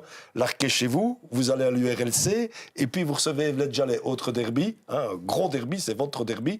Mais bon, comme il tourne bien pour le moment, ça va être compliqué. Mais bon, évidemment, vous allez me dire, comme vous avez battu Boucron, tout est possible. Mais c'est quand même sur les... C'est du costaud. C'est du costaud comme programme. Hein. Ouais, c'est sûr. Maintenant, on va prendre match par match parce que là, on s'était mis un calendrier comme quoi, lorsqu'on jouait les équipes qui étaient à notre niveau, on s'était mis un objectif de points que malheureusement, on n'a pas du tout assumé. Donc là, que ce soit une équipe du top, du bas, on va faire match par match et faire tout pour relancer un peu la machine. Apparemment, on a plus facile de jouer contre des grosses cylindrées du haut classement que par rapport à nos concurrents directs. Reda, je fais un petit tour par les commentaires. On a plusieurs réactions qui vous concernent directement. On a Jimmy Mangin qui nous dit « Reda, que de bons souvenirs ». On a également Ivan Kran qui nous dit « Reda, as-tu encore des objectifs pour le futur ?» Bon, par contre, la suite de la question, je ne parle pas des projets niveau capillaire. Ça, on pouvait passer à côté, Yves, qu'on salue bien entendu. Ouais, bonsoir Yves. Des objectifs pour le futur, c'est quoi pour vous, Reda ? Là, ça faisait quelques années que j'étais en P1, je m'y plaisais bien, c'est le bon compromis. Maintenant, avec le Condru, on est monté en D3. Et on voit quand même une différence entre la P1 et la D3, que ce soit les trajets, quand on va dans des beaux clubs avec des belles infrastructures. On prend énormément de plaisir, même en termes de jeu, le niveau est un peu plus élevé, il y a plus d'intensité. Donc c'est sûr qu'en termes de plaisir, on s'y plaît beaucoup plus. Et du coup, je pense que pour l'année prochaine, j'espère pouvoir nous sauver avec le Condru et rester dans cette équipe et refaire une saison en D3. Mais maintenant, imaginons si on revenait à descendre, ce serait compliqué moralement de redescendre en P1. Donc j'espère rester en D3 le plus longtemps possible avec le Condru. Et alors on a Sam qui nous dit quel est ton meilleur entraîneur et ton meilleur souvenir, Reda? Pour jouer ce week-end, je vais dire que c'est Thomas Nellis, notre coach. Non, j'ai eu pas mal de bons entraîneurs. J'ai eu un entraîneur en jeune à l'UR Namur. J'ai eu Michmol à Ciné en jeune aussi. J'ai eu Rémi Horry. J'ai eu le duo Boule avec Arnaud Pouls, qui était un très bon duo aussi. Donc j'ai eu pas mal de bons entraîneurs avec qui c'est très bien passé. Et je pense que mon plus beau souvenir, il y a eu 2 montées dans ma petite carrière, façon de parler, mais la plus belle, c'était celle avec le Condru. Ouais, c'était quand même incroyable. Au bout du tour final interprovincial, on ne vous attendait pas là. On peut se le dire. Pas aller jusqu'au bout. Face au Croatia dans un match de dingue.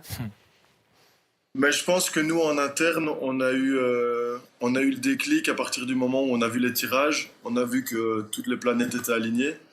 Donc, on voulait absolument Shefton chez nous. Et une fois que c'était arrivé, on s'est dit, tous les matchs, on a envie de tous les gagner. Et jusqu'au dernier match, tout toutes les circonstances et les conditions ont fait que c'était le tirage exceptionnel pour nous.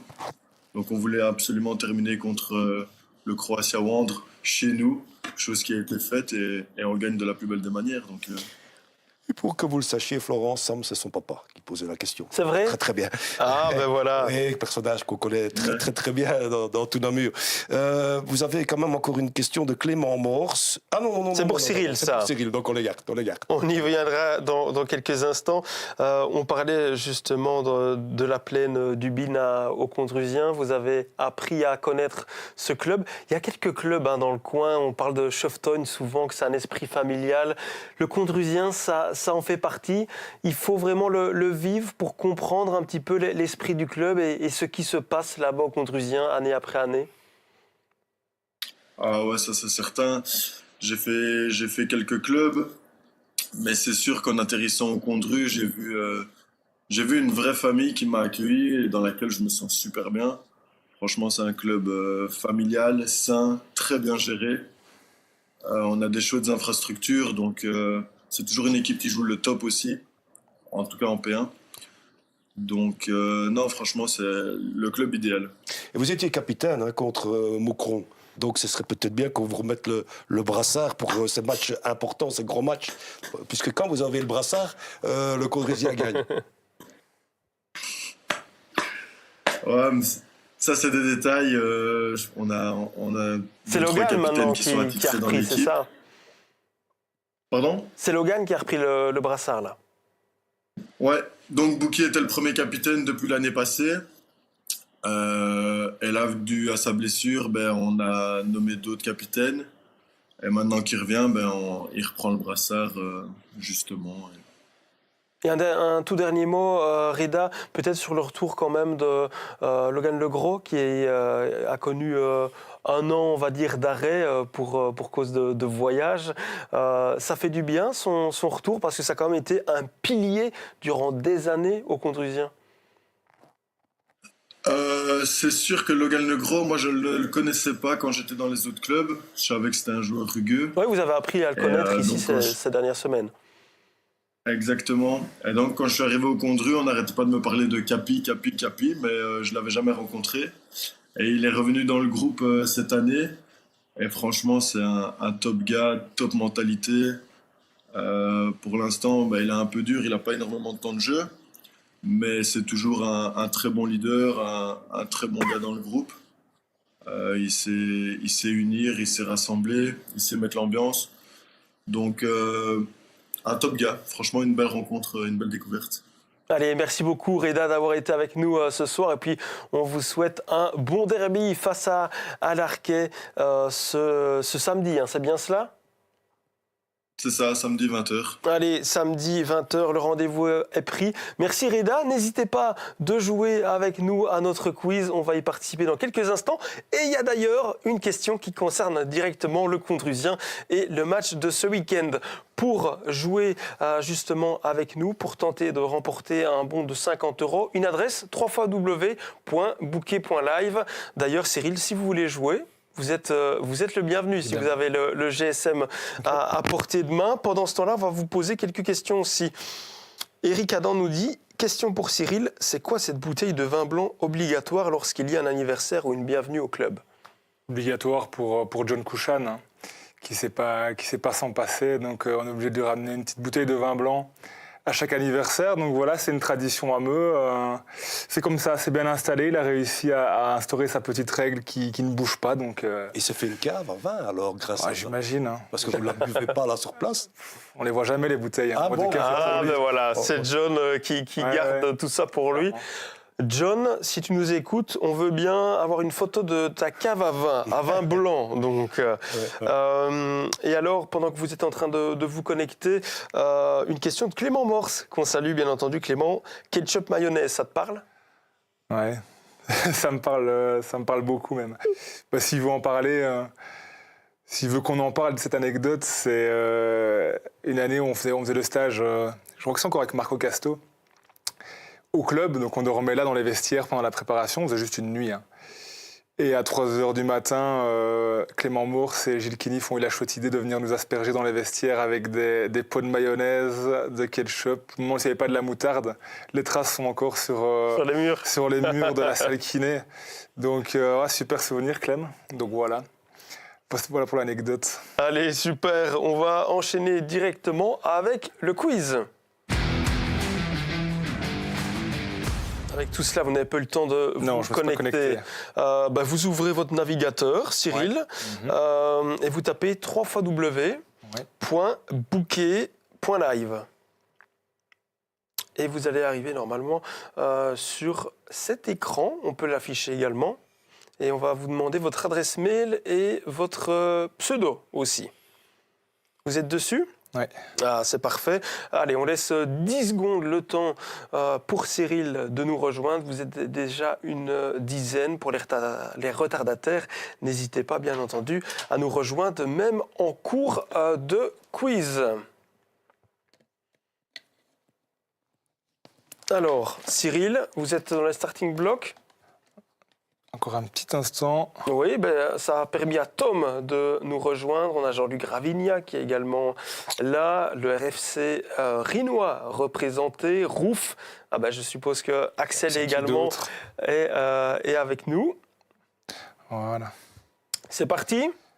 Théo Hartz qui est également là. Allez, on peut commencer ce quiz. Toute première question. Quelles équipes se sont séparées de leur entraîneur après ce week-end ? Si vous avez écouté la revue de presse de Phil, vous avez déjà la réponse. Est-ce que c'est Esch ? Est-ce que c'est Leuze ? Est-ce que c'est Ligny-B ? Est-ce que c'est Spi ? Il peut avoir plusieurs bonnes réponses. 4 secondes. Qui s'est séparé de son entraîneur ce week-end ? C'était en P3. C'est Leuze et c'est Ligny-B. Bonne réponse. Donc, Philippe, vous nous avez déjà averti de tout cela tout à l'heure.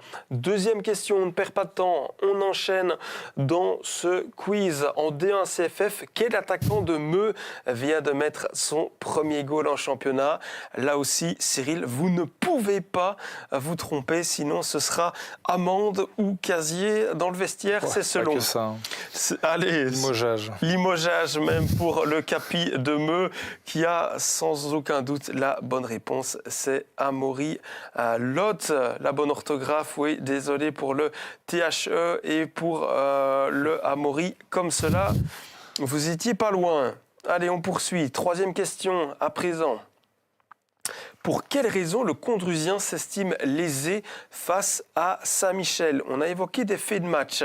Est-ce que la rencontre a eu plus de 30 minutes de retard ? Le terrain n'était pas aux normes ? Est-ce que l'arbitre a oublié d'exclure un joueur ? Ou est-ce que le terrain synthétique était gelé mais que la rencontre a eu lieu ?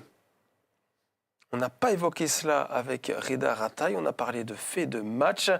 La rencontre a eu plus de 30 minutes de retard. Attention, je vais tirer les oreilles à mon collègue qui a préparé le quiz. C'est l'arbitre, en fait, qui a oublié qu'un joueur avait déjà une jaune et il ne l'a pas exclu.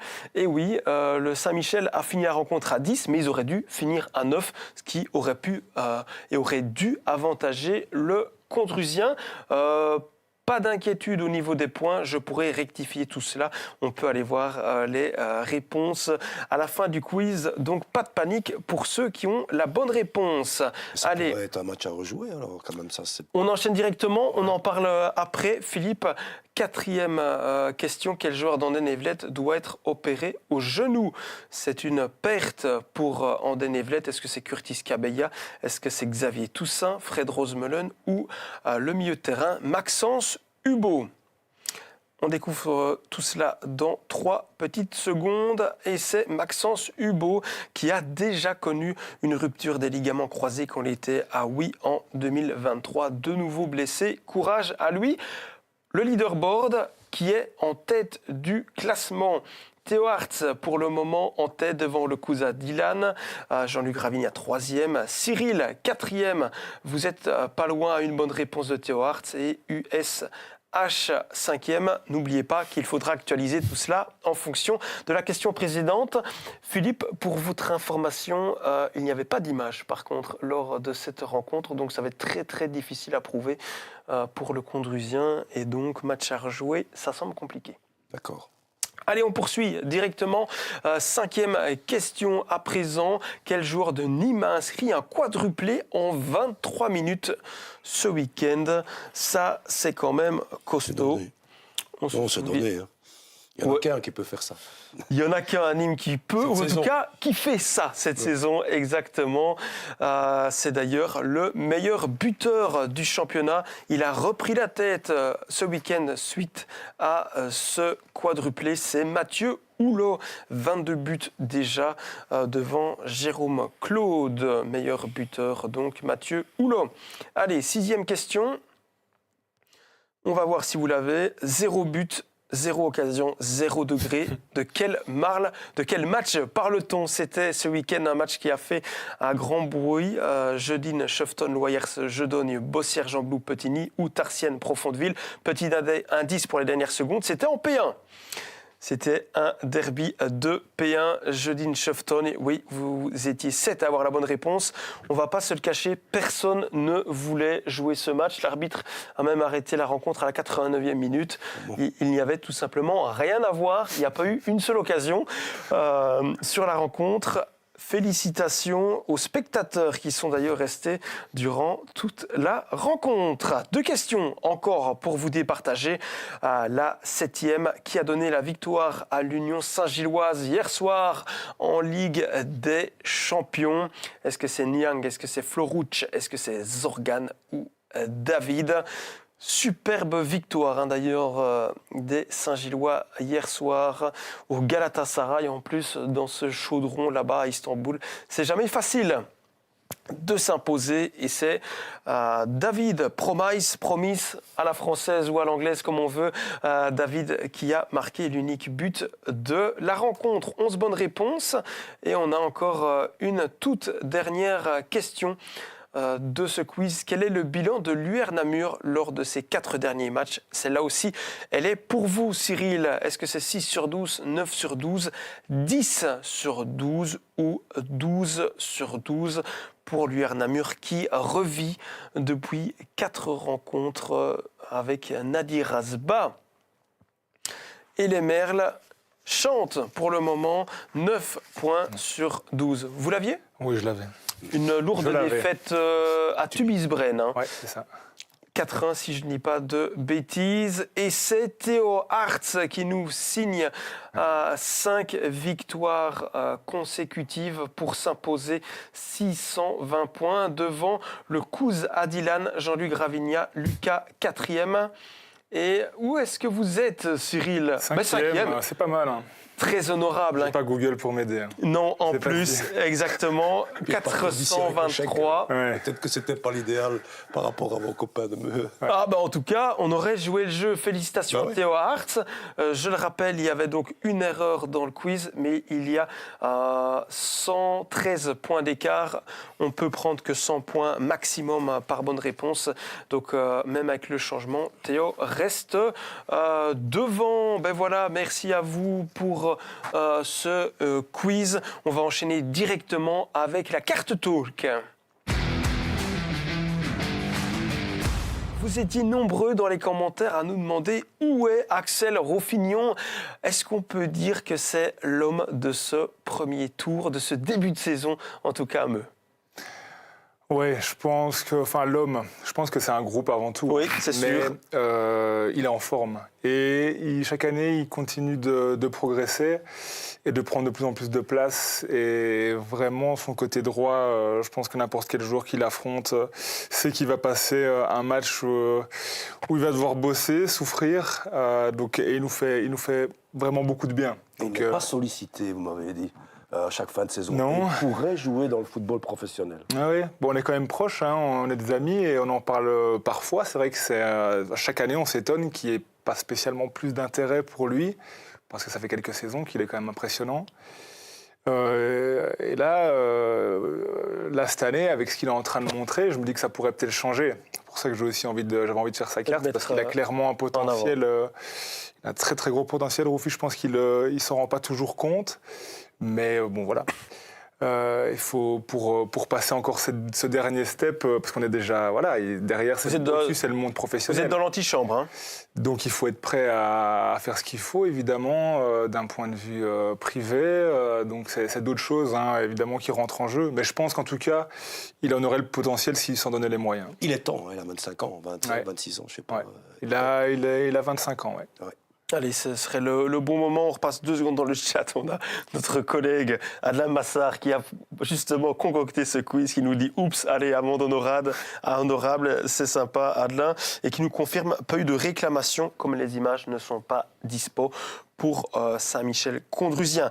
On se reconcentre sur Axel Rouffignon. On l'a vu également, son doublé face à Rochefort. Il était splendide. 4 buts déjà pour lui. On va voir les notes que vous allez lui attribuer au flanc droit de Meux. On commence par l'attaque-défense.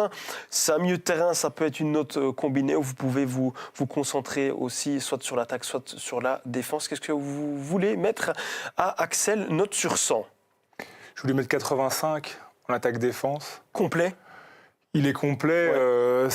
Il est dans un rôle qui demande justement ces 2 casquettes. C'est-à-dire qu'il faut attaquer beaucoup. On demande beaucoup à lui et Lucien.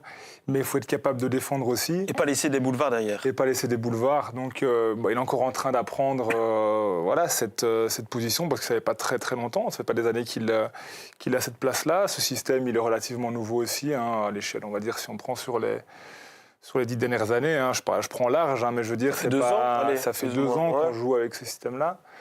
Donc il est encore en train d'apprendre, mais oui, il attaque, il fait très mal quand il faut défendre sur lui, et défensivement, c'est costaud, c'est rapide, dans les duels, il est très solide, donc 85, je pense que c'est une bonne note pour laisser la marge de progression. Pour la technique, attention, il faut aussi, c'est important de le rappeler, vous ne pouvez pas être 2 fois dans la même dizaine. Donc les 80, on oublie. Je compte lui mettre 70, donc c'est parfait. Il faut au moins que je lui trouve un petit côté de moins bien. Je pense que là... Encore travailler la technique. Rouffy n'est pas un grand dribbleur, c'est pas son style. Il va plutôt aller en puissance et il s'est éliminé un joueur, c'est pas ça, mais c'est pas le plus fin technicien, si je peux dire ça comme ça. Il a ce qu'il faut évidemment en technique de base. Je mets 70 aussi pour sa qualité de centre, qui pourrait encore travailler.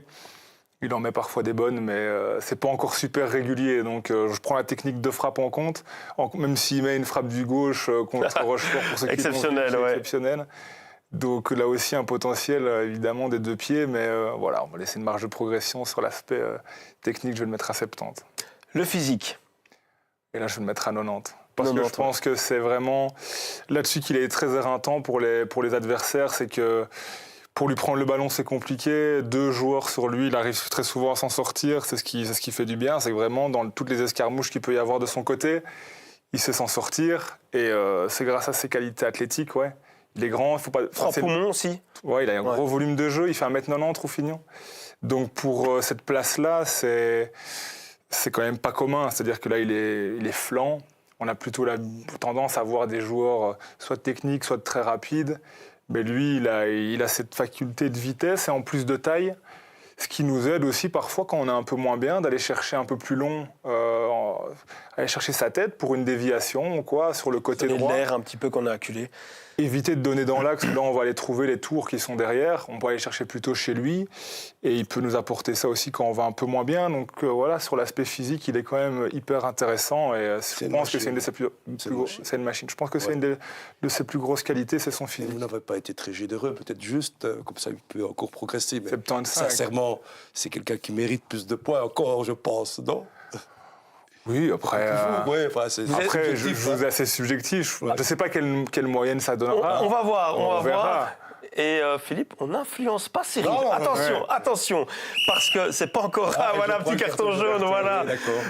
Carton jaune pour Philippe Sedbonguer. Vous n'avez pas encore terminé. Il y a 5 bonus qui peuvent aussi s'avérer être des malus. C'est pour ça, vous pouvez en choisir 3 sur les 5, mais c'est l'algorithme qui va ensuite soit rajouter des points en fonction des attributs que vous allez choisir, ou lui en retirer. Dorian Gilles Soul était à l'amende la semaine dernière avec un 66.